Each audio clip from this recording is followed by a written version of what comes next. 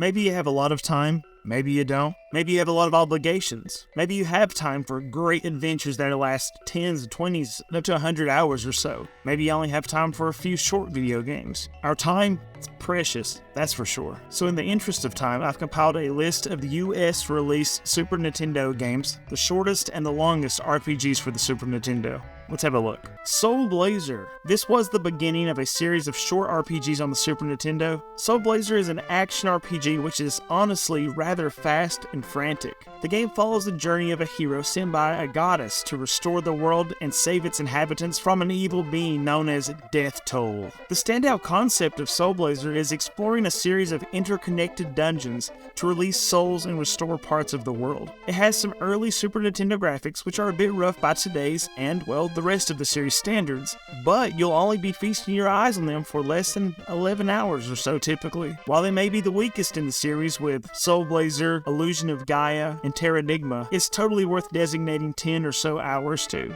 Lufia and the Fortress of Doom. Certainly a middle-of-the-road sort of game, Lufia doesn't do the best at anything on the Super Nintendo really. I personally really enjoy the sprite work and the quirky dialogue here, but these are done better elsewhere. I think the most unique looking thing is the battle setup. Each character resting on their nameplates on the screen, and the large sprites in the battle is sort of a neat battleground setup. I would wager to think that at least 10 or so hours of this game could be removed if the encounter rate was lowered just a tiny bit, please. There are so many random encounters in this game, it is absolutely relentless. Either way, Luffy is about 27 hours, and I honestly believe if you're going to sink that much time into an RPG, you should probably just look to other games like Lufia 2. Dragon View, apparently the sequel to Draken, was a major hidden gem for me. I had avoided this game because I didn't like the cover art or the map traversal look at first, but now it has really got its hooks in me. The dialogue in the game is campy and fun. The story is simple, but it is compelling. The action is solid enough to keep me wanting to get in battles. I think that's the marking of a good game when you literally just try to get in battles. It's a fun combat system.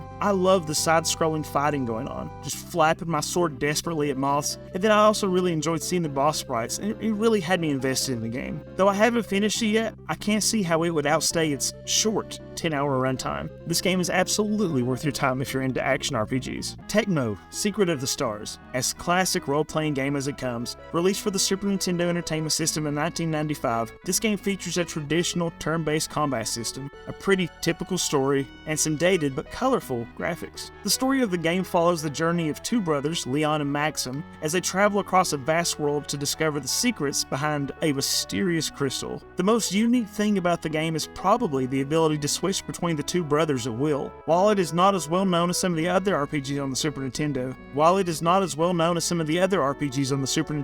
Tecmo Secret of the Stars might be worth playing if you played all the other heavy hitter RPGs on the Super Nintendo, and if you have 27 hours to kill. Ys 3, Wanderers from Ys. Ys is such a long-running series, and a surprising short runtime for most of the games. I guess that's the case with most action RPGs like this one, but the fast-paced, side-scrolling action of Ys 3 keeps it fresh for the entirety of its length. The game is a continuation of the Ys series and follows the journey of Adol Christen as he travels to a new land and battles against an ancient evil. Just absolutely run at breakneck speeds, side-scrolling. It's awesome. You just speed through, slashing the absolute devil out of everything.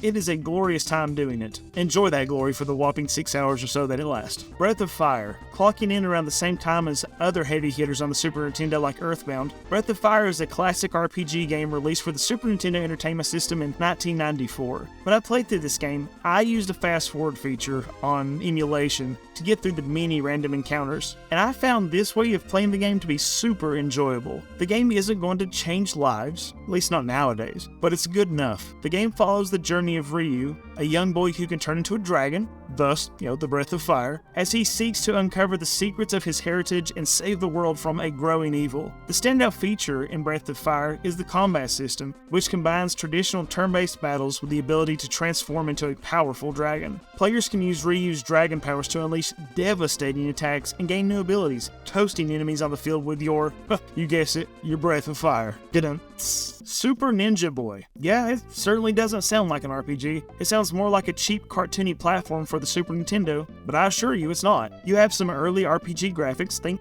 Final Fantasy IV for the Super Nintendo, and random battles that are side-scroller beat-em-ups, well, except for the bosses. You gain experience, level up, and equip gear, the standard fare. It's certainly an RPG, even if it's a short one. What's better is that it's 2 players. That's odd. Travel around and solve the mystery of some missing villagers, which is fun, but be prepared for an absolute ton, a metric ton of random battles. The game is oddly punishing on normal difficulty, and I think that the difficulty of the game certainly adds to the length for sure. If you have a map and know what to do, it's going to be a wildly short game, clocking in at only about 6 hours. Earthbound, oh baby, I've talked about it so many times before, I just can't stop talking about it. Eat burgers, fight cops, frying pans, hippies, teleport from desert to a lost world. Earthbound is a game as big as the name indicates, and the runtime is no slouch either. Taking around 30 or so hours to beat, there's no way you're going to think that this game is that long. This game is so incredibly well paced and fun that the game is over before you know it. It's truly, again, a unique experience, and it's deserving of your time and money, even today. And the shortest RPG on the Super Nintendo, Draken. Despite being set in a fantasy world, following a group of adventurers as they battle against a growing evil that threatens to destroy the land, big surprise, we haven't heard that one before, Draken just doesn't look appealing to me, in any sense. Well, the Mode 7 looking areas are kinda neat, but the rest looks pretty rough. I know these games appeal to certain people, but that person is certainly not me. Managing the party and menus doesn't look fun, it looks tedious. Watching the battle play out before you is like watching a bunch of kids beat on a piñata out of turn. It's just chaos. It's wild looking. Clocking in at under 5 hours. It's the shortest Super Nintendo RPG, but I think I would rather watch, the American Pie trilogy or something rather than play Draken. And the longest US released Super Nintendo RPG, Final Fantasy VI. That's arguable that it's the longest, but Final Fantasy VI is, of course, nothing short of a masterpiece. It is one of the most favorably viewed RPGs for the Super Nintendo, and of course, all time. The turn-based combat has some tweaks, which makes it fun, with some key inputs and such. It's nothing wild. Battles don't overstay their welcome, which is awesome. There's random battles, but not an egregious amount like Super Ninja Boy. What fills the time here is character development and story, and baby, that's what we like. There's a reason so many people have dedicated the 35 or so hours necessary to beat this game. This game is totally worth it. There you go, the longest and the shortest Super Nintendo US release RPGs. Draken being the shortest, Final Fantasy VI being the longest. If you like this kind of content, I would be happy to do more research on this sort of thing, going through the websites, coming up with some lists and such. I love talking about this sort of thing, and I think it's convenient. I hope that it helps you out. If it helps you out, help me out. Like and subscribe to the video, share it around, I'd appreciate that. I'm trying to grow my YouTube channel, and I appreciate your presence, your interaction with my content. Thank you so much. If there's something else that you guys would like to see, I would appreciate you dropping a comment. Let me know. What would you like to see? What would you like to see me cover in a video? But the length of video games is important when we consider it because of how precious time is to us. And video game discourse is important. We should continue.